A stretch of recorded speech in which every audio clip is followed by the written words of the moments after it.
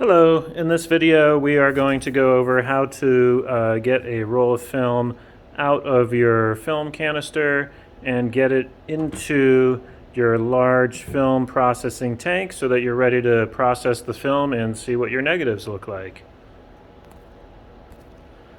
And the goal of this process is to get your film that's in your canister to come out and look like negatives, which you can then use to print. One really important thing to keep in mind as we're doing this is all of this is going to happen in complete darkness. So this will not happen out in the light. If you were to open your film canister in the light, your film would be exposed to light, fully exposed, and none of your images would come out. I'm using a test roll that has film that's been exposed and used for practice. So there's no pictures that have been taken on it. There's no images exposed on the film. And it's okay for me to open it in the light for the purposes of this video. But again, if you were to have taken this roll of film out of your camera after photographing, you would only do this process in complete darkness. And there's several ways that that can happen. You could be in a dark closet or a really dark room with no light at all. You don't want to be in a printing dark room where you have that red light. That red light will affect your film. So you don't want to do it in there. But if you have a closet or a space that's completely dark, you can use that. Additionally, you can use a dark bag. And a dark bag looks something like this. This is a dark bag that I have laid out on the table. And a couple important things about a dark bag is that it's got two sets of zippers. So if you look at the opening, there's two zippers there. And what you would do is open both zippers, put your film and all the material into the dark bag, into the inside bag of the dark bag, and then you would zip up both sets of zippers. So zip them both up all the way till they're closed, and then you flip the bag around and your arms go inside the sleeves. And your arms are part of what keep the light out. So once you get your arms in there and you open up your film canister, you'll want to keep your arms in there until you're done, or pull them out very carefully so you don't let light in. So assuming that you've taken your film and all your equipment into either a dark space or placed everything in a dark bag and stuck your hands in, you can now start following this process with everything in the dark. It's a really good idea to get some practice film and practice getting the film onto one of these reels and getting everything closed up properly, so then you can take it out of the dark and look at it and make sure that you did it right. But of course, you would not want to do that with a roll of film that you actually photographed on. All right, let's get started. So the equipment that you'll need for this is, of course, a roll of film that you photographed, and a film processing container, which includes the container itself and the lid. And for some reason I have two lids here. That's unnecessary. So a lid and a container. You'll want two reels. Even if you're only doing one roll of film, you'll want two of these. And the tube that goes in the center of the canister. And then lastly, you'll need a scissors to cut the film once it's rolled on the reels. Okay, so now we're going to start the process. And again, just a reminder, this will be in complete darkness that you're doing this, whether it's in a dark room or in a dark bag.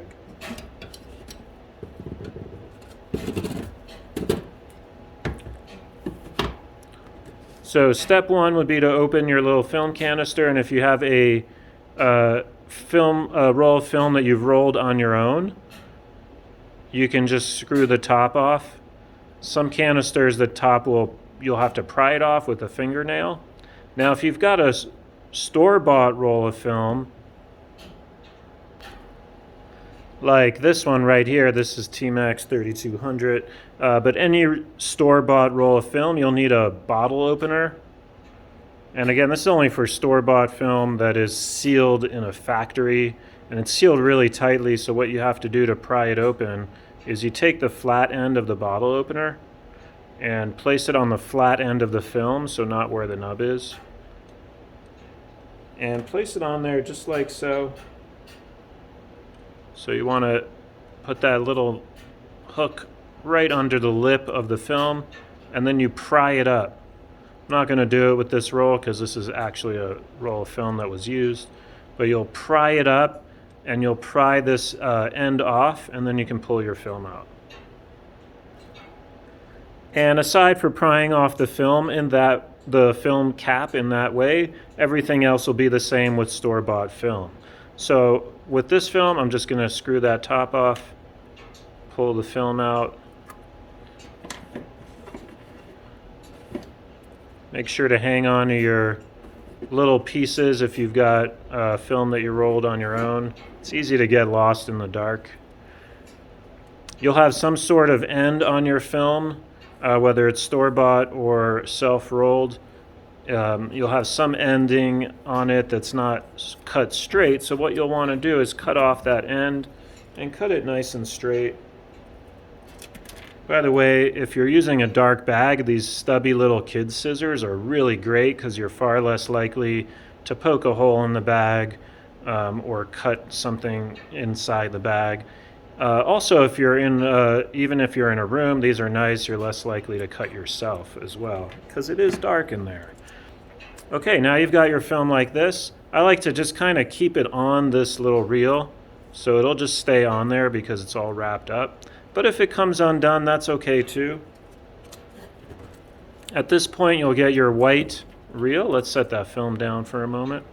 And you'll see as you look on the inside of this white reel here, there are two spots that you can feel. One are these little kind of spots that poke out, and they're on both sides there. And then there's these bigger teeth right here. So that's what you want to find. And remember, you're in the dark, so you have to feel for them.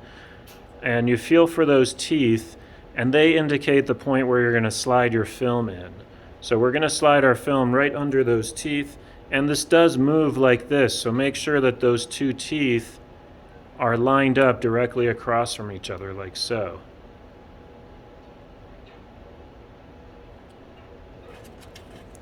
All right, and you'll take your film and just slide it right under those teeth, just like that. Very gently, just sliding it right under. And you'll go a few inches. You might have to grab it here and just give it a little tug. There are two little ball bearings, two little stainless steel balls in there, and you have to get the film past that. So just give it a little tug, and you just need it just like that, just a couple, maybe 2 to 3 inches onto the reel. And then what I like to do is place my thumbs right in front of those teeth, just like this. That helps to keep the film from popping out from under those teeth. And then you just go back and forth, like so. If you see it from the side, I'm just going like this.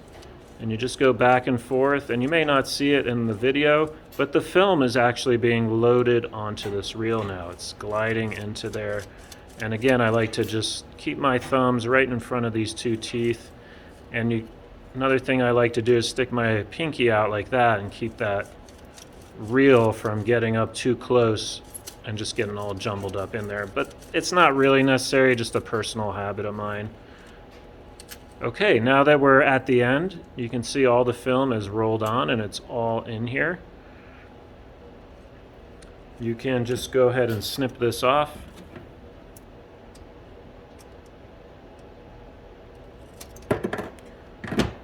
Make sure you save that reel if you've got a roll of film that you've rolled by hand. And what's happened right here is it's popped out from under the tooth, and you can feel that even in the dark. You'll feel that. And what you can do is just gently press it back into there. Okay, and that went really smoothly. Sometimes if you grabbed a reel and it's still wet at all, even one drop of water can cause the film to stick, and it might get a little sticky. Sometimes things just don't go as planned, and things get a little hard to reel on. Just keep trying, being really gentle. Never force it. If you're forcing this to crank, you're doing something that's not working for you, and you're going to crunch up your film and cause a lot of creases in your film. If you're feeling stuck, just take a break and start again. If you're ever in a dark room or even in the dark bag and you just feel really stuck and you need to pull your arms out or step out of the room, what you can do is put all your film. Well, first you want to put this tube in, is really important. So you'll put this tube in here with the nub pointing to the bottom, and you'll take your long roll of film and just place it in here. I'm just going to put that little piece in to indicate that.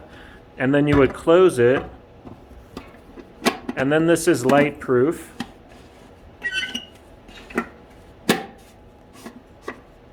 This is now light proof, and if you're in a dark closet or room, or you have your film in a dark bag, this is now light proof, and you can pull your arms out or step out of the room and take a break and let things kind of, let yourself relax, give yourself some space, and then maybe get back to it. That's the best way to do that. Just remember again that you really need to put that tube in. If you don't have this tube in, light will get right into your container through your lid.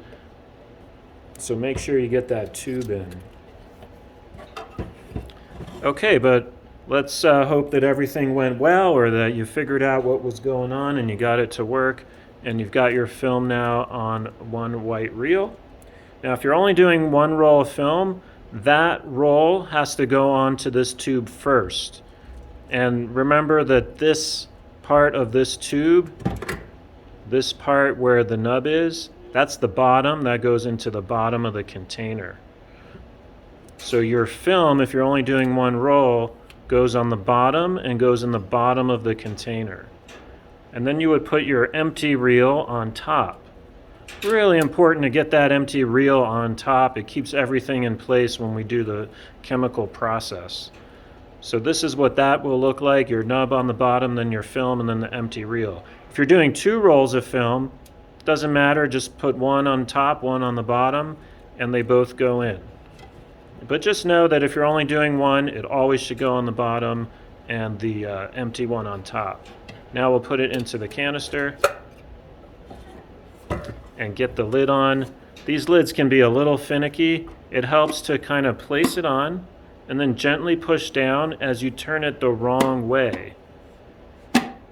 And wait for it to kind of click into place and then tighten it the right way.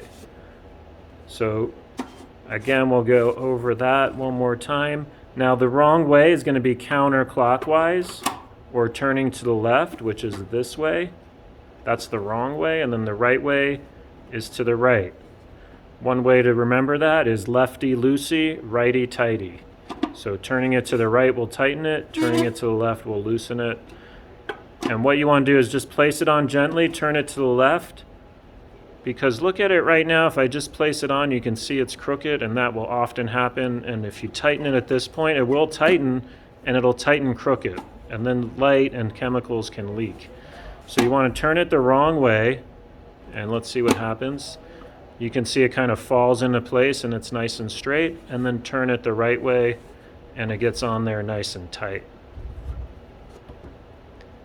Now you're ready to get your film out of the bag or out of the dark room or closet, and it is completely safe in this canister as long as you have that tube in the middle of the canister and that you've put the lid on properly. This container is now completely light proof, and the really cool thing about this container is you can pour chemicals into it and out of it, but light won't get into it at all. So it's the perfect container to process film in. There's lots of different kinds, but this is the kind I used for this video.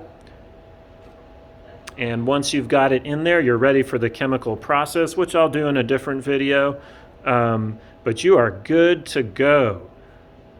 So congratulations, and I bid you good day.